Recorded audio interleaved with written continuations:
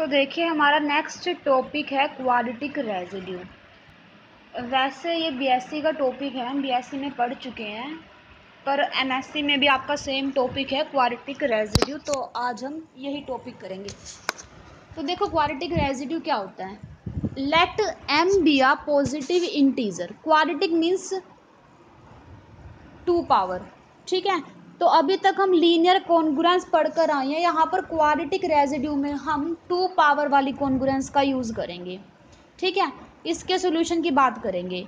अब देखो, let M be a positive integer. M कोई भी पॉजिटिव इंटीजर है, ए कोई भी इंटीजर है, ठीक है। एम यहाँ पर पॉजिटिव नंबर होगा और ए कोई भी इंटीजर हो सकता है कि इन दोनों की जीसीडी, ए की एम के साथ जीसीडी 1 होगी। Then a is called a quadratic residue of m. A को हम कब कहेंगे क्वाड्रेटिक रेजिड्यू एम का? इफ द कॉन्ग्रुएंस, ये जो कॉन्ग्रुएंस है इसके पास एक सॉल्यूशन हो, ठीक है। सॉल्यूशन का मतलब क्या है कि हमें एक्स की एक ऐसी वैल्यू मिल जाए जो इस कॉन्ग्रुएंस को सेटिस्फाई करे। अगर हमें x की ऐसी वैल्यू मिल जाती है जो इस कॉन्ग्रुएंस को सेटिस्फाई करती है, तो हम क्या बोलेंगे कि a is a quadratic residue of m। But अगर ऐसी कोई भी वैल्यू हमें x की नहीं मिलती जो इसे सेटिस्फाई करे, तो हम क्या बोल देंगे, a is a non quadratic, a is called a quadratic non residue. a को क्वाड्रेटिक नॉन रेजिड्यू बोलेंगे अगर हमें इसका सॉल्यूशन नहीं मिलता है। और अगर इस कॉन्ग्रुएंस का सॉल्यूशन हमें मिल जाता है तो हम इसे क्या बोलेंगे, दिस ए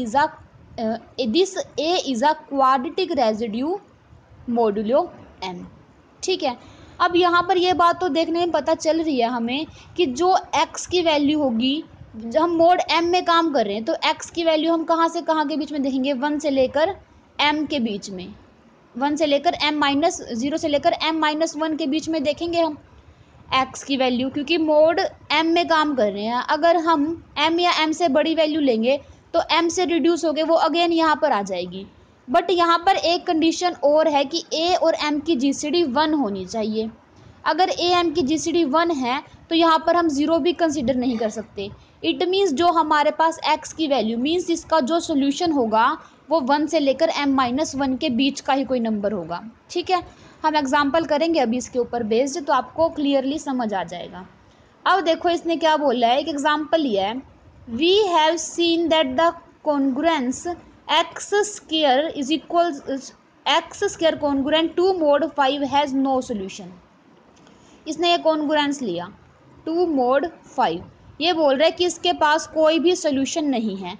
अगर इसके पास कोई भी सोल्यूशन नहीं है तो 2 को हम क्या बोलेंगे, 2 is a quadratic non residue modulo 5।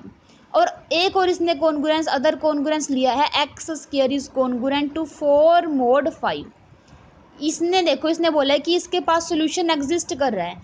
अगर इसके पास सोल्यूशन एग्जिस्ट कर रहा है तो यहाँ पर 4 को बोलेंगे 4 is the quadratic residue modulo 5, ठीक है। अब देखो कैसे देखेंगे हम कि इसके पास सोल्यूशन है या नहीं है।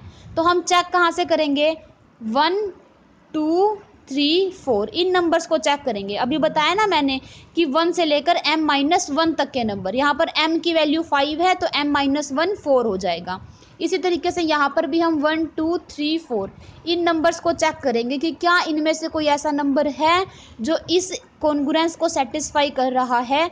और अगर ऐसा नंबर मिल जाता है तो वो क्वाड्रेटिक रेजिड्यू बन जाएगा, और ऐसा नंबर नहीं मिलता तो वो क्वाड्रेटिक नॉन रेजिड्यू का। अब देखो 1 पुट करो x की जगह, तो 1 का square 1 is congruent to 2 mod 5 है, मीन्स 5 क्या डिवाइड कर रहा है 1-2 को, नहीं, तो 1 तो सोल्यूशन है नहीं। अब 2 को देखो, अगर हम x की जगह 2 पुट करेंगे तो यहाँ पर 4 इज कॉन्ग्रुएंट टू 2 मोड 5। क्या ऐसा पॉसिबल है? इसका मतलब तो पता ही होगा आपको कि 5 डिवाइड्स 4-2, बट नहीं, ये भी इसके इक्वल नहीं है, तो इट मीन्स 2 भी सोल्यूशन नहीं है इसका। अब 3 को चेक करो, 3 का square 9 is congruent to 2 mod 5। क्या ये इसके कॉन्ग्रुएंट है? नहीं, तो इट मीन्स 3 भी इसका सोल्यूशन नहीं बना। अब लास्ट हमारे पास चॉइस क्या बची, 4 की। अब 4 को पुट करो, 4 का square means 16 is congruent to 2 mod 5, नहीं। तो इट मीन्स हमने ये चारों के चारों नंबर चेक कर लिए, इसमें से कोई भी इसका सोल्यूशन नहीं बन रहा। तो अब यहाँ पर 2 को बोलेंगे 2 is a quadratic non residue modulo 5। ठीक है, ये हमारे पास बात किसकी होगी, नॉन रेजिड्यू की। अब हम देखते हैं क्वाड्रेटिक रेजिड्यू कैसे देखेंगे।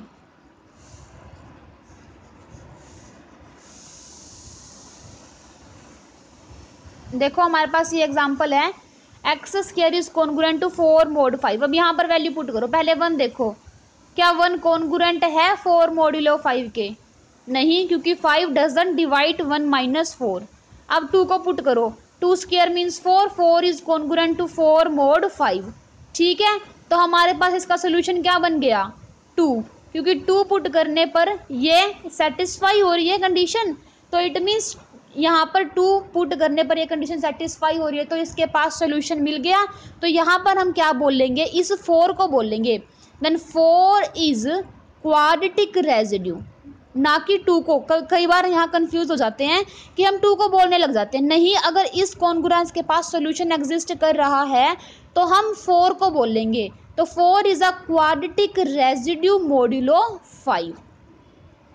ठीक है, अब यहाँ पर अगर आप चेक करना चाहो तो आगे चेक कर सकते हो। जैसे अगर 3 पुट करेंगे तो हमारे पास क्या बनेगा, क्या 9 कॉन्ग्रुएंट है 4 mod 5 के? यस। कैसे, क्योंकि 9 माइनस 4 करेंगे तो 5 आएगा एंड 5 डिवाइड्स 5।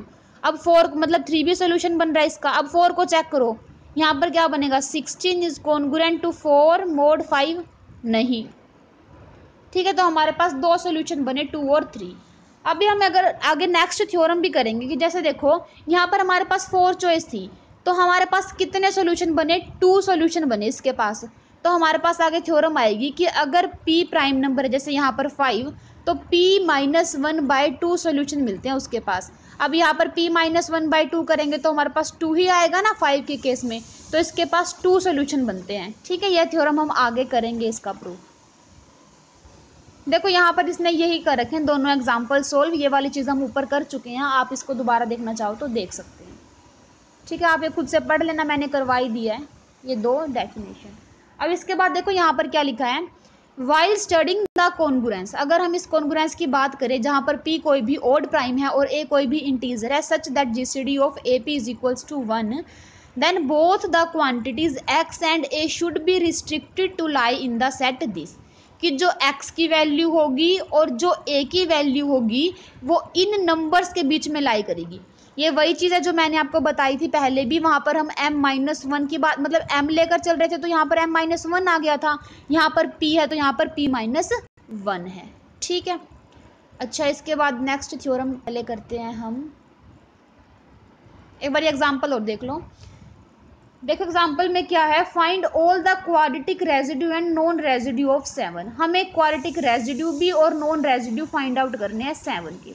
अब हमने देखा है कि a की वैल्यू भी कहाँ से कहाँ तक होगी, 1 से लेकर p-1 तक, तो 1 से लेकर 6 तक होएगी। p हमारे पास 7 है तो p-1 6 हो जाएगा। तो अब चेक करो हमारे पास क्या क्या बनेगी, x square is congruent to क्या होता है, a mod p, यही वाली चीज़ होती है ना। अब यहाँ पर a की वैल्यू को 1 2 3 4 5 6, ठीक है 1 2 3 4 5 6 रखेंगे, हमारे पास ये कॉन्ग्रुएंस बन जाएंगे। अब जिसके पास सॉल्यूशन होगा तो वो हमारे पास क्वाड्रेटिक रेजिड्यू बन जाएगा, और जिस कॉन्ग्रुएंस के पास सॉल्यूशन नहीं मिलेगा तो वो हमारे पास क्वाड्रेटिक नॉन रेजिड्यू बन जाएगा। अब हमें क्या करना है, कैसे चेक करेंगे, अब x की जगह 1 से लेकर 6 तक के नंबर पुट कर करके देखेंगे हम। यहाँ पर देखो, यहाँ पर जब हम 1 रखेंगे तो 1 इसको सेटिस्फाई कर जाएगा, और 6 रखेंगे तो 6 भी सेटिस्फाई कर जाएगा। तो यहाँ से हमारे पास ये 1 क्या बन जाएगा, क्वाड्रेटिक रेजिड्यू बन जाएगा मॉड्यूलो 7 का, क्योंकि इसके पास सोल्यूशन एग्जिस्ट कर रहा है। इसी तरीके से हम सारे के सारे चेक कर सकते हैं किसके पास सोल्यूशन एग्जिस्ट कर रहा है और किसके पास सोल्यूशन एग्जिस्ट नहीं कर रहा। तो अब यहाँ पर देखो हमारे पास कितने आए सोल्यूशन, 1 2 3। तो वही बात है जो मैंने आपको बताई थी, कितने सोल्यूशन मिलेंगे हमारे पास, p-1/2। यहाँ पर p की वैल्यू कितनी है, 7, 7-1/2 इज इक्वल्स टू 3। तो हमारे पास कितने आए कॉन्ग्रुएंस, 1 2 3, ठीक है ना, तो 3 आ गए। अच्छा अब एक बात हो रहा है कि अगर, वैसे थ्योरम्स हम ये इसका प्रूफ आगे करेंगे, पर ऑब्जर्व करने के लिए मैं आपको पहले ही बता रही हूँ कि अगर x0 कोई भी सोल्यूशन है तो p माइनस एक्स नोट भी उस कॉन्ग्रुएंस का सोल्यूशन बनेगा। ठीक है, अब यहाँ पर देखो 1 इस कॉन्ग्रुएंस का सोल्यूशन था, तो p minus x note means 7 minus 1 6, 6 भी सोल्यूशन बन रहा है। ठीक है, इसी तरीके से अब नेक्स्ट देखो, इस कॉन्ग्रुएंस का सोल्यूशन कौन था 3, 3 अगर सोल्यूशन है तो p minus 3, p means 7, 7 minus 3 4, 4 भी इसका सोल्यूशन बनेगा। इसी तरीके से जब हम इस कॉन्ग्रुएंस की बात कर रहे हैं तो 2 इसका सोल्यूशन है, अगर 2 इसका सोल्यूशन है तो 7 माइनस 2 मीन्स 5 भी इसका सोल्यूशन बनेगा। ठीक है, यहाँ से हमने एग्जाम्पल के थ्रू ये चीज़ें ऑब्जर्व कर ली है कि p माइनस 1/2 तो एग्जैक्ट हमारे पास क्या होंगे, क्वाड्रेटिक रेजिड्यू होंगे, और हमारे पास अगर एक्स नोट सोल्यूशन बन रहा है तो p माइनस एक्स नोट भी उस कॉन्ग्रुएंस का सोल्यूशन होगा। अब इसका प्रूफ करते हैं हम, इसे बाद में देखेंगे। हाँ देखो ये वाली है, नोट करके लिखा है, if x not is a solution of this congruence, अगर एक्स नोट सोल्यूशन है इस कॉन्ग्रुएंस का, जहां पर एक्स नोट की वैल्यू कहाँ से कहाँ लाई करेगी, 1 से लेकर p माइनस 1 के बीच में, ये तो हम पढ़ ही चुके हैं, then p minus x not is also solution of this congruence. ठीक है, तो p माइनस एक्स नोट भी इसका सोल्यूशन होगा। अब प्रूफ करते हैं इसका, तो देखो एक्स नोट की वैल्यू 1 से लेकर p माइनस 1 के बीच में है, हमने क्या किया, -1 से मल्टीप्लाई कर दी, तो ये जो लेस देन इक्वल्स टू या ग्रेटर देन इक्वल्स टू में चेंज हो जाएगा। अब यहाँ पर हमने तीनों तरफ p ऐड कर दिया, तो यहाँ पर बन जाएगा p minus 1 is greater than equals to p minus x not is greater than equals to 1। इसको हम इस तरीके से भी लिख सकते हैं। ठीक है, तो अब हमें पहली चीज़ तो क्या पता चल गई कि जो p माइनस एक्स नोट है वो भी 1 से लेकर p माइनस 1 के बीच में लाई करेगा, क्योंकि अगर हमें p माइनस एक्स नोट को सोल्यूशन बनाना है तो हमें पता है कि जो सोल्यूशन है वो किस किस के बीच में लाई करेंगे, 1 से लेकर p माइनस 1 के बीच में। तो फर्स्ट कंडीशन तो सेटिस्फाई कर दी p माइनस एक्स नोट ने।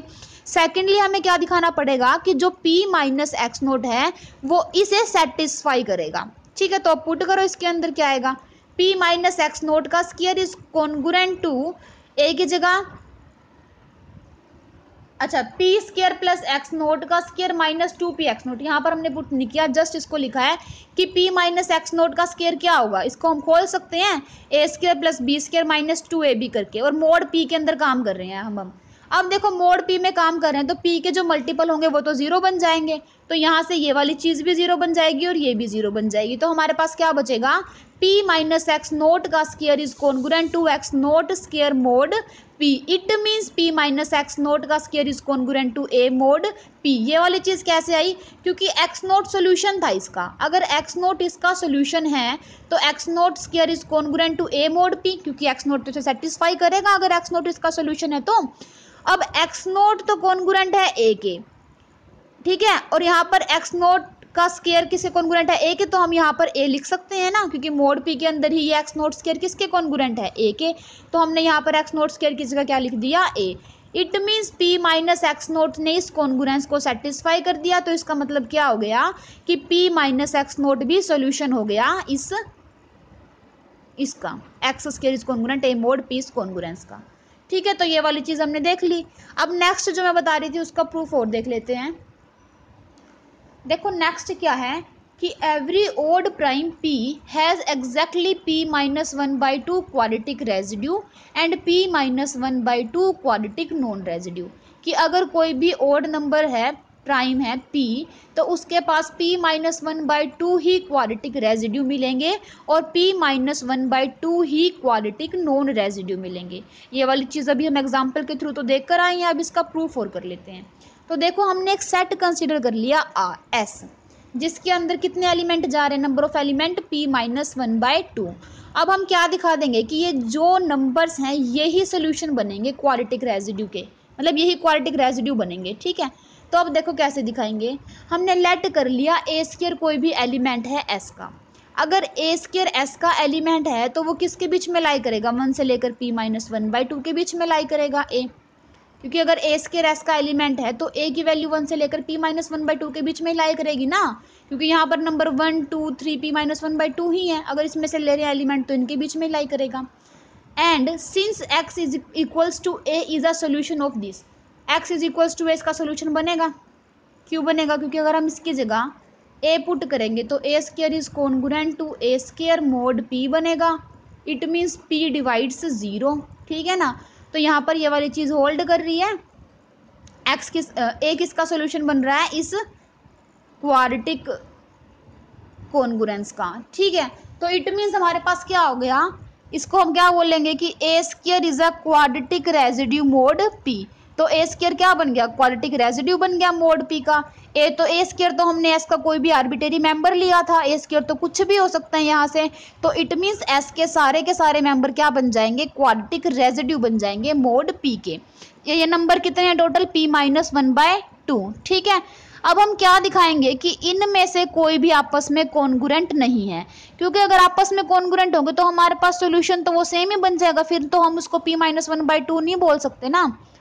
तो देखो, now we shall prove that all integers in S are in congruent mod p। अब हम ये वाली चीज शो करेंगे। हमने क्या लेट कर लिया, हमने मान लिया दो ऐसे नंबर हैं सो दैट वे आपस में कॉन्ग्रुएंट हैं, ठीक है। हमने कोई भी दो नंबर मान लिए एस में से, हमें उसको दिखाना है कि एस के हर एक एलिमेंट जो नंबर होंगे वो आपस में इनकॉन्ग्रुएंट होंगे। पर हमने मान लिया कि दो नंबर हैं जो कॉन्ग्रुएंट हैं, ठीक है। अगर ये कॉन्ग्रुएंट है आपस में तो इसका मतलब क्या है कि p डिवाइड करेगा a square minus b square को। It means p divides a माइनस b, a प्लस b। अगर p इन दोनों की प्रोडक्ट को डिवाइड कर रहा है तो इट मीन्स या तो p a माइनस b को डिवाइड कर रहा होगा या फिर p डिवाइड कर रहा होगा a प्लस b को, ठीक है। अब देखो, ए नंबर कहाँ से कहाँ के बीच में है, 1 से लेकर p-1/2 के बीच का नंबर है, और बी नंबर भी 1 से लेकर p-1/2 के बीच का नंबर है। अब एक बार तो इन दोनों को सब्ट्रैक्ट कर दो और एक बार इनको ऐड कर दो, तो हमारे पास क्या आएगा कि जो a माइनस बी नंबर है वो 0 से लेकर p के बीच का नंबर है, और a प्लस बी जो नंबर है वो 2 से लेकर p के बीच का नंबर है। कहने का मतलब क्या है कि a माइनस बी भी और a प्लस बी भी दोनों नंबर p से छोटे हैं। तो क्या p अपने से छोटे नंबर को डिवाइड कर सकता है, नॉट पॉसिबल, ठीक है ना। तो it means p doesn't divide a minus b and p doesn't divide a plus b. और हम यहाँ पर बोल रहे हैं कि डिवाइड कर रहा है, तो ये तो कॉन्ट्राडिक्शन हो गया। और कॉन्ट्राडिक्शन क्यों आई, क्योंकि हमने माना कि S के अंदर दो एलिमेंट ऐसे हैं जो आपस में कॉन्ग्रुएंट हैं। इट मीन्स क्या होगा कि all integers in S are in